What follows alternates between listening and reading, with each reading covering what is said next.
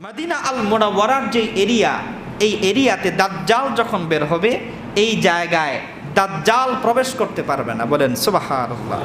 সহিহ বুখারী 1880 নম্বর হাদিস, আন আবি হুরায়রা রাদিয়াল্লাহু তাআলা আনহু قال قال رسول الله صلى الله عليه وسلم على أنقاب المدينة ملائكة لا يدخلها الطاعون ولا الدجال।